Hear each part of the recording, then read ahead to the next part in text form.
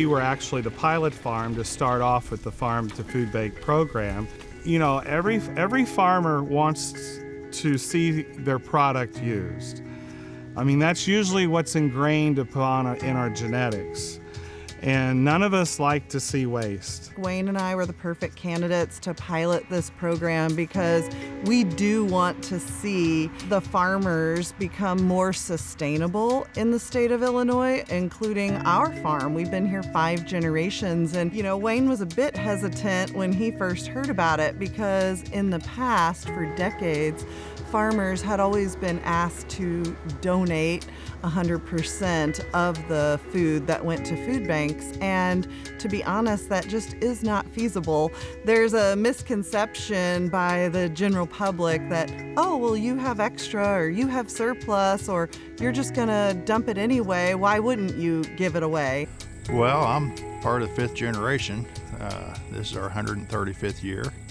We raise primarily apples and peaches. Steve Erickson contacted us 5 or 6 years ago at the Illinois Specialty Crops Convention and wanted to know, about donating to the food bank. And the problem is we've got costs in labor. All of our produce here is picked by hand. We have a tremendous amount of machinery that has to have maintenance. It's a very, very intense type of industry, and it takes a lot of people to run it. And we've got cost in packaging, and we've got cost in transportation. It's cheaper for us just to go get rid of it. But with some help with the cost on that's why we started getting involved with the food bank. And there has been at times where we would not go in and do certain harvests because we would not have an outlet for that produce because the market would be saturated with that certain variety of produce.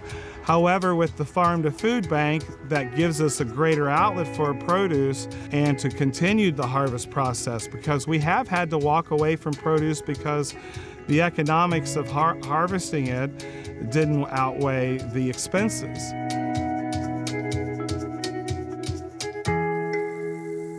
There's not very many of us left in the specialty crop business in the state of Illinois, and quite honestly, we need all the help we can get. When you start competing with big markets like California and Washington on the apples and places like that, it gets difficult because they've almost got all the big chain grocery store business.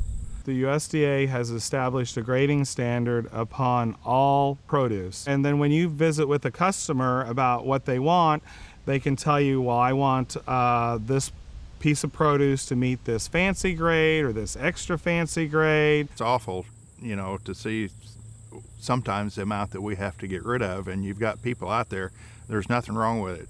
It might be a little scarred up or discolored, and it's perfectly fine for consumption. Size, they want consistency.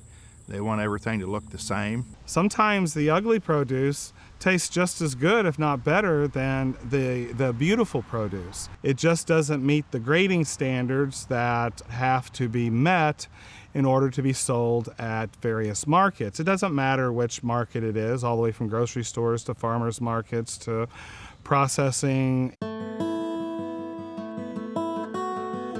To be able to work with entities like Illinois Farm Bureau that is about supporting the farms and to Feeding Illinois, they're the perfect partners. They get it, and they know also what the food bank clients' need is. You can bring your produce out to be trucked with other people's produce.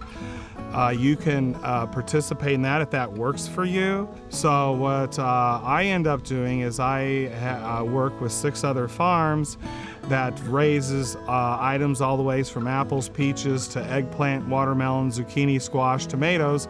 And so I'm able to put up a load together to go to food banks of all different types of products. In the end, it's not something that we're technically trying to make money off of. We're trying to help eliminate food waste and recoup cost from that food waste that would otherwise not come back to the farmer. And that really hurts farms, the amount of either surplus or lower grade produce that might not have a home. Well, it makes you feel proud and happy that you can help somebody, and I hope that on the other end where they're getting it, that they're getting joy out of it, and gives you a good feeling when you go home at night.